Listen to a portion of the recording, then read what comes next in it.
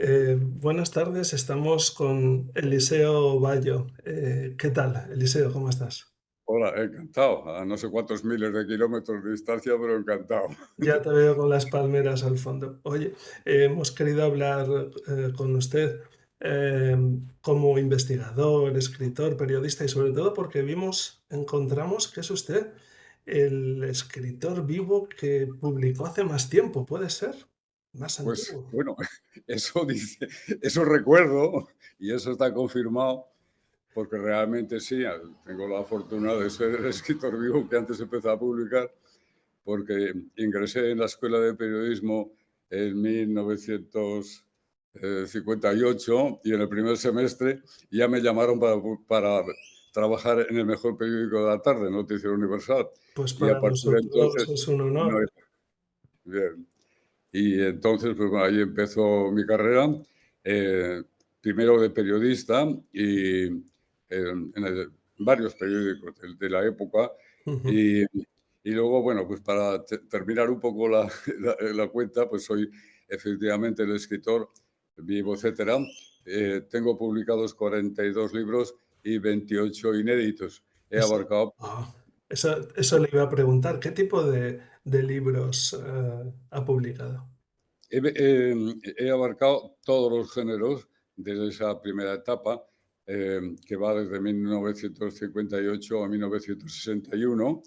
Y ahí, en 1961, cuando me metieron en la cárcel, después 62, que después hablaremos de eso, pues efectivamente, ya antes del 62, cuando mi vida cambió, ya había publicado 4 libros en la editorial Plaza y Janés, de varios temas, sobre todo que eran de actualidad en la época. Tuve la dicha de que me llamara Mario La Cruz, que era el director de Plaza y Janés, un escritor muy conocido, y a él le debo el inicio de mi Vale. carrera. Ujú. Y además me estrené no solamente publicando libros sobre temas de actualidad en la época, sino que soy además algo que está relacionado con la censura, porque soy traductor de los 3 libros de las Confesiones de San Agustín que el padre Ceballos dejó sin traducir, porque San Agustín fue sometido a la censura de la época. Y entonces, efectivamente, en 1961 apareció los 3 libros que el doctor Ceballos dejó sin publicar.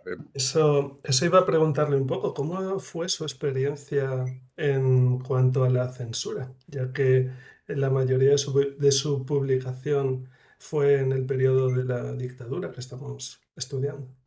Bueno, cuando hablamos de la dictadura, digo, de la censura, hay que ponerlo en el marco, porque la censura era la forma en que se cumplían las leyes de excepción que estuvieron vigentes en España desde 1936 en la parte franquista y desde 1939 cuando ya ganaron, ¿no? Eran leyes de excepción, leyes de persecución de los partidos políticos, Ujú. prohibición de reunión, de tal, se suprimieron todos los derechos, hubo hubo una censura organizada para echar de la universidad a todos los grandes catedráticos a los que se habían quedado en España, porque los más listos se fueron a México, donde estoy, afortunadamente, ¿no? Y ahí empezó.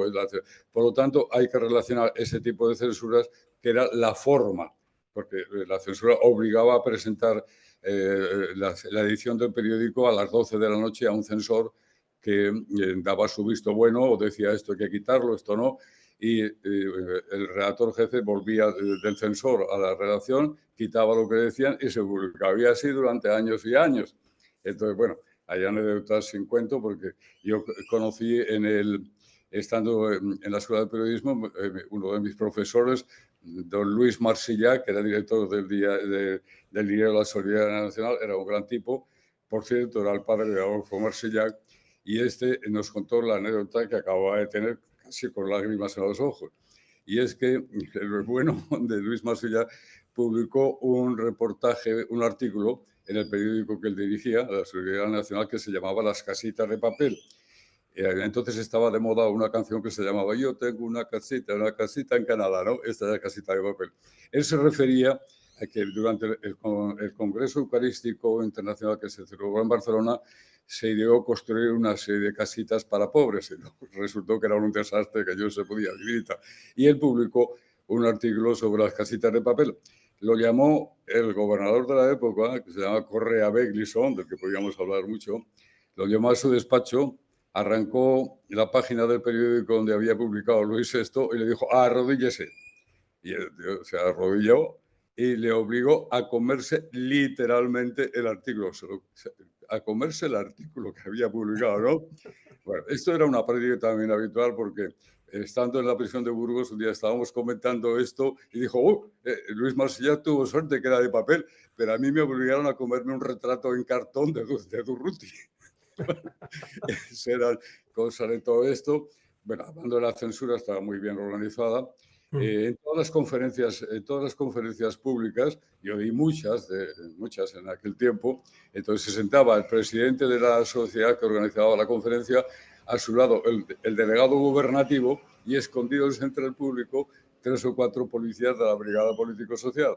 Bueno, cuando yo abría mi turno para hablar, digo, tengan ustedes cuidado porque, bueno, aquí está el señor gobernador, el delegado del gobernador. Tengo que estar muy cuidadoso de lo que diga.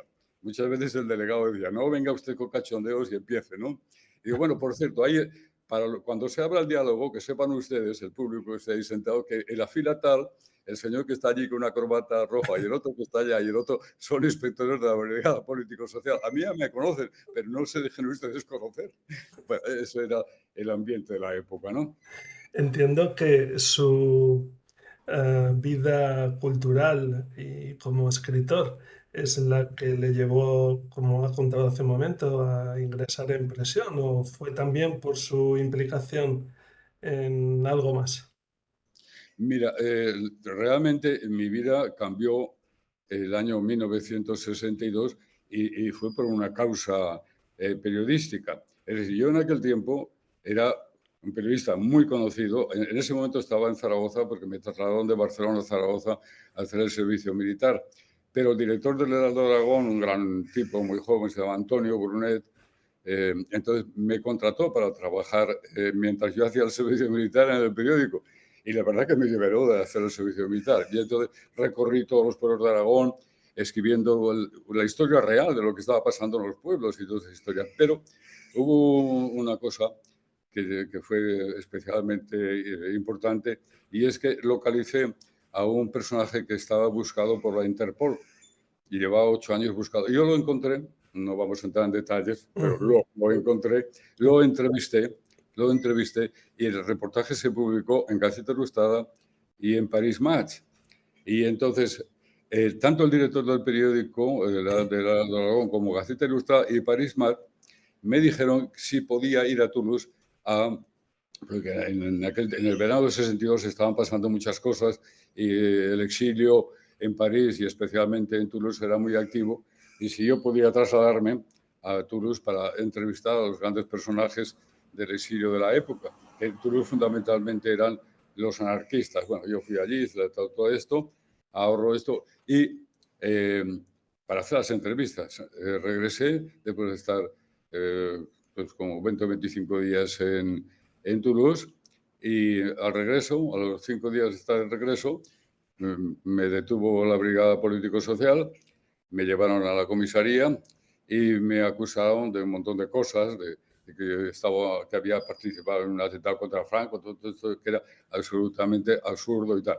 Bueno, eso se debió a que hubo un chivatazo de alguien que además estaba en combinación con la policía y Mm. dijo que me había visto a mí en Toulouse. Ajá, y entonces ahí pues los que intentaban vengarse de mí no movieron un dedo, ni nadie para decir que yo estaba cumpliendo mi misión de periodista. Total, que fui llevado a un consejo de guerra y ahí viene lo asombroso, porque mi consejo de guerra dice lo siguiente, que yo intenté volar la central eléctrica de la Muela, coma, para, aprovechando la seguridad, coma, repartir propaganda subversiva, que manda imaginación, ¿no? Bueno, y era un consejo de guerra, dirigido entonces por el coronel Aymar y toda aquella, y luego hablaremos de los consejos de guerra que fueron todos ilegales bajo el propio Código de Justicia Militar. Y entonces, cuando termina el Consejo de Guerra, como es preceptivo, el presidente del tribunal me dice, ¿tiene el acusado algo que decir? Y yo me levanté y me dije, pues sí, señor, tengo algo que decir. Soy de Zaragoza y allí en La Muela no existe ninguna central eléctrica. Hubo un desconcierto tremendo, dijo, fuera de la sala, desacato al tribunal. Le sacaron de la sala y un joven guardia civil que estaba allá me dio un cigarro y me dijo, oye, ¿de verdad que no hay ninguna central en La Muela? Digo, pues no. Dice, pues te va a caer un paquete. ¿Por qué no te has callado? Digo, porque, ¿cómo me voy a callar si no hay ninguna central allí? Pues tenías que haberte callado porque así son las cosas, ¿no?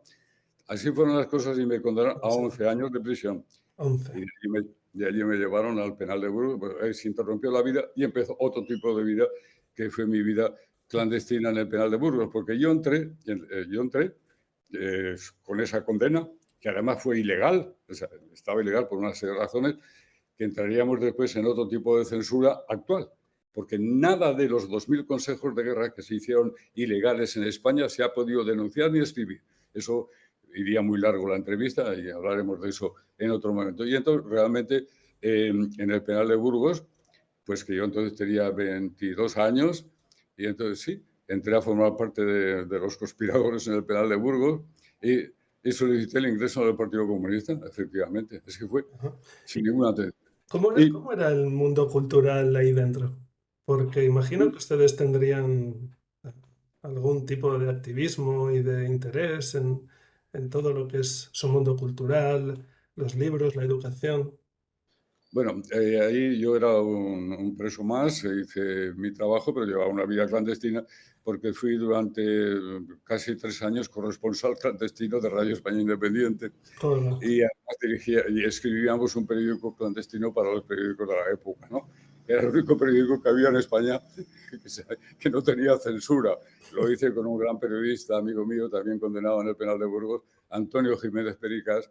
Desgraciadamente ha muerto, fue mi compañero de vida. Y bueno, allí participamos también de otro tipo de cosas, como la lucha por la libertad de conciencia, ujú. etcétera. Ya sabes que, bueno, que era obligatorio ir a misa en todos los penales de España, y entonces allí, bueno, es muy largo de contar, pero abrevio, y entonces organicé con la dirección del penal negarnos a ir a misa, pero no una huelga general de todos, sino seleccionando 5 personas, que era suficiente para negarnos a ir a misa, que nos llevaran a hacerla de castigo 40 días sin poder fumar, ni leer, ni pasear en una celda, eh, sin poder fumar, ni leer, ni pasear, 40 días cada día que nos negábamos a ir a misa, ¿no? Entonces, previamente yo había escrito una carta al Vaticano, se estaba celebrando entonces el Concilio Vaticano II, escribí una carta en latín al Vaticano, el director me dijo, ¿esto qué es? No lo entiendo, digo, usted no tiene por qué entender eso va al Vaticano, envío tal como está.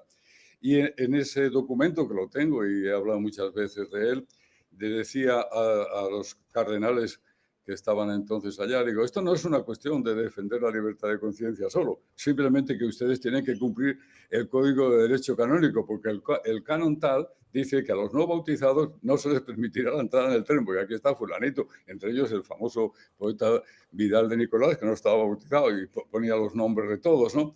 Pues estos no solamente no tienen que obligar a la misa, sino impedirles que entren, ¿no? Otros que pertenecen a organizaciones condenadas por la Iglesia, declaradas heréticas o cismáticas, no pueden, se les impide tal. Y aquí, ahí no puse nombres, pero aquí hay 500 de estas, ta, ta, ta, ta.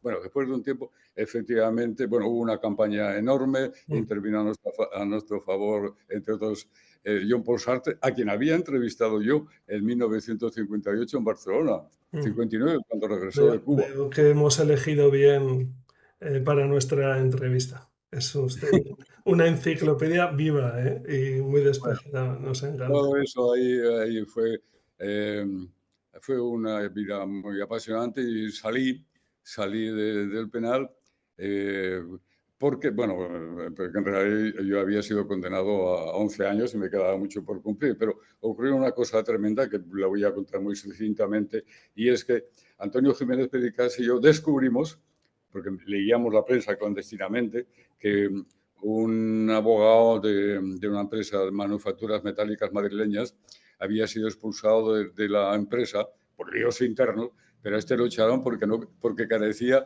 del título de licenciado en Derecho. Y Antonio Jiménez Pericario dijo, no puede ser, Manuel Fernández Martín era el ponente de los consejos de guerra que nos condenaron. Si no era licenciado en Derecho, esos consejos de guerra son nulos de pleno derecho. Empezamos la campaña, hicimos una instancia de los 400 presos que estábamos allí condenados a la Capitanía General de Madrid explicando eso y que estábamos allá y que se retrotrayera nuestra situación al estado anterior a la sentencia, ¿no? El resultado fue que 20 días después apareció un comandante de Madrid, de la Capitanía General de Madrid, comunicándonos que éramos procesados por injurias al ejército.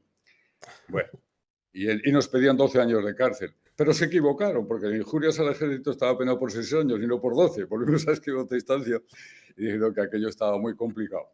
Y bueno, para hacer la cosa rápida, apareció un día el comandante del juzgado militar de Madrid y dice, mire usted, yo le propongo, le doy mi palabra de honor de militar. Y digo, ¿cómo? Y digo, bueno, no venga usted con esto. Le doy mi palabra de que en 3 meses vamos a dar un indulto por el que todos los presos que lleven 20 años de cárcel cumplidos, que había un montón, serán inmediatamente puestos en libertad. Y todos los demás se les irá rebajando la pena un 30, un 40, un 50%.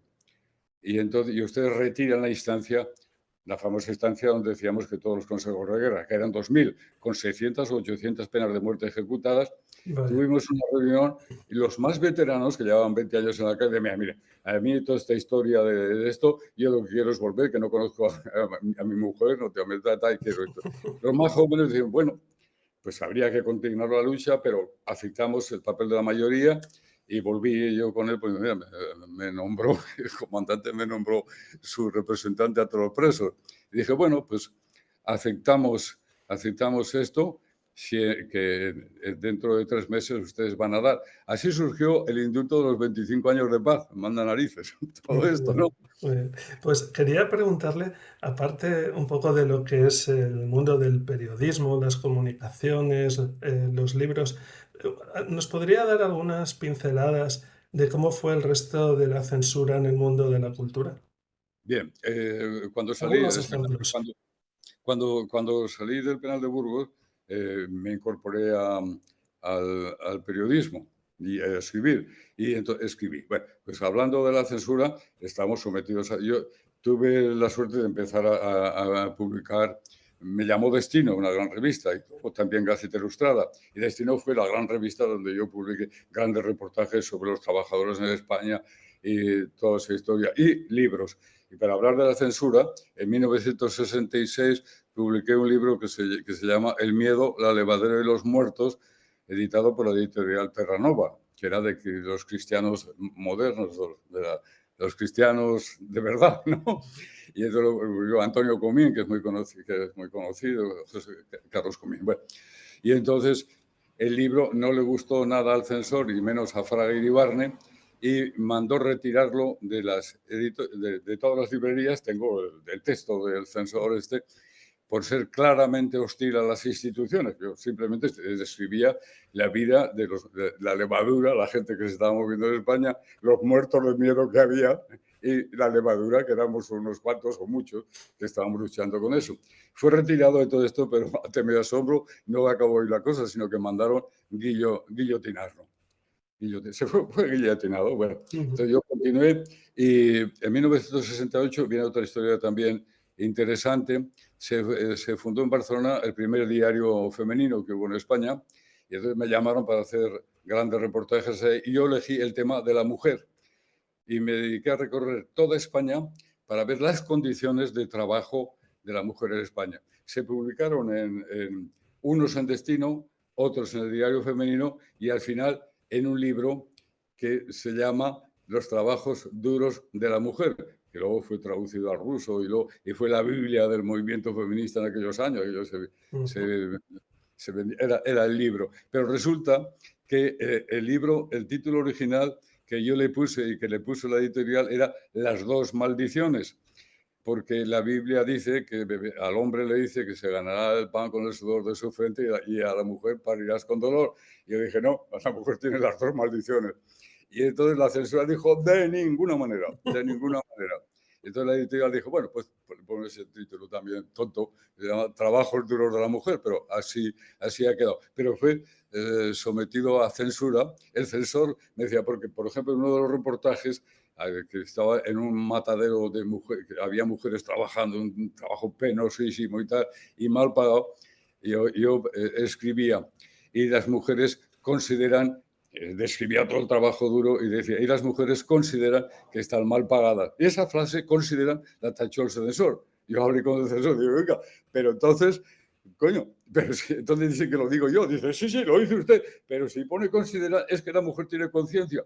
Y entonces son ellas las que dicen, ajá, así, así. Vaya, vaya, vaya. Pues nos encantan este tipo de datos porque en nuestro libro, bueno, también le hemos llamado porque uno de los capítulos es el tema de la represión, otro precisamente es la represión específica hacia la mujer. Y bueno, estamos intentando recuperar todas estas lecciones que en su día se nos robaron. Para terminar un poquito en positivo, los últimos 3 minutillos me gustaría que una persona como usted que ha vivido, como vivió en dictadura gran parte de su vida, ¿qué consejo le daría a nuestros jóvenes, a esta generación para la que especialmente pues trabajamos en este proyecto? Mira, yo en principio le diría, es un mundo difícil, especialmente para los jóvenes, y en el mundo del periodismo no digamos, porque bueno, el 80% de los periodistas que salen titulados no tienen trabajo, la prensa, la prensa está dominada por instituciones financieras. Los periódicos nacieron para combatir, nacieron para explicar las cosas. Y en plena dictadura, Destino, por ejemplo, que había sido fundada por falangistas, nosotros sorteamos la censura y defendíamos cosas que eran muy importantes y que no tenían nada que ver con el régimen, sino con la situación. Pues, y aquellos, no digamos en el siglo XIX, los periódicos vivían de sus lectores. Interview vivió de sus lectores, hasta luego pasaron cosas.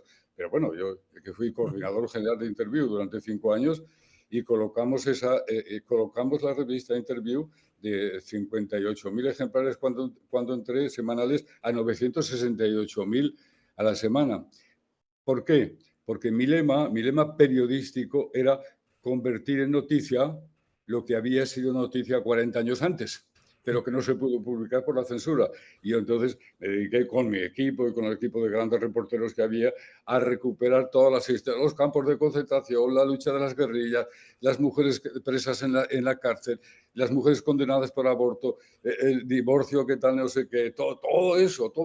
Pero eso lo leía la gente, buscaba la gente. Pero ahora en la situación actual de la democracia y todas esas historias, la gran prensa que está muriendo, la gran prensa de papel está muriendo porque no dice nada que le interese sustancialmente a la gente en general, sino entonces, a los jóvenes yo les diría primero que sean conscientes, que defiendan los derechos humanos fundamentales, la libertad de expresión, la libertad de conciencia, para vosotros, para los que estáis en la universidad, la libertad de investigación, porque es más importante la investigación que la libertad de expresión. Si tú no tienes libertad para investigar lo que quieres, y bueno, la censura sobre temas científicos, biológicos y no sé qué, el estatus de las universidades de arriba, las grandes universidades que lo tienen todo controlado y controlan hasta a los premios Nobel, todo eso, lo más fundamental es recuperar la libertad de investigación, libertad de todo esto. Y que no, y luego yo le diría también a los jóvenes, esto ya me estoy entusiasmando mucho, que Hace bien, no hace se bien. dejen, que no se dejen enredar por la farfalla actual, porque lo que está habiendo entre el sector de la izquierda y el sector de la derecha, que por intereses políticos y por buscar temas que captan inmediatamente la atención, se olvidan de lo fundamental. Y lo fundamental es la estructura económica y social de España, que está calcinada, lo mismo que los periódicos, porque está dirigida por unos seres perversos que están dominando la vida de los jóvenes, que tengan conocimiento y noticia de todo esto, que no se fíen de nadie, que sean libertarios, me ha salido la palabra, en el sentido bueno, no político, sino libertario, y que tengan un sentido crítico, que sean solidarios, que se encuentren a sí mismos que busquen la luz en esta oscuridad que estamos viviendo, ¿no? Que todo lo que se está viviendo en el mundo es una simulación. Estamos viviendo bajo una simulación, bajo un Mm, mundo irreal que se convierte en real por la imposición de esta gente. Y si me permite terminar una cosa muy sí, sí. rápidamente, hay una falacia que es el dogma de la filosofía moderna que dice Hegel. Hegel dice lo siguiente: lo racional tiende a ser real. Y esto ha sido la base del marxismo, y esto, y todo esto, y hasta del positivismo. Y es una mentira absolutamente falsa y demostrable, porque lo racional nunca tiende a ser real. Lo racional es que no haya guerras, lo racional es que no haya explotación, lo racional es que haya justicia. Pero eso nunca llega a hacerse real. Lo que llega a hacerse real es lo irracional. Las guerras, las mentiras falsas, el dominio de todo esto. Eso es, por lo tanto, libertad de pensamiento. Somos muchos en el mundo, somos mayoría en el mundo que no queremos la opresión, que queremos vivir en libertad, que queremos vivir en justicia, que nos amamos a otros. Y si me dices, aunque me parezca extraordinario, que todo el mundo piense que en las cuestiones de fe, de todo lo que queda de fe, aunque suene extraño que yo lo diga, para mí el personaje que venero por encima de todos es un personaje que tiene un texto maravilloso que es el Sermón de la Montaña. Y el Sermón de la Montaña, creo que eso es un texto magnífico que, por cierto, no lo cumplen sus seguidores. Y con esto Pues, acabo. Eliseo, me parece una magnífica manera de acabar esta entrevista. Un mensaje que, aunque viene de alguien con mucha veteranía, me parece que nos ha dado bastante aire fresco, para esta entrevista y para todo el proyecto.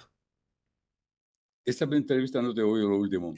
Muchas gracias por su intervención, No, que me parece que ha sido aire fresco para esta entrevista y para lo que va a ser el proyecto. mira, muchas gracias a ti y a todo tu equipo y a todos los que buscáis la luz en las tinieblas y con mucha generosidad, con mucho esfuerzo, porque vais a encontrar muchas piedras en el camino. No, esto no se puede decir y esto no. Pero ¿quién dice qué es lo que no se puede decir?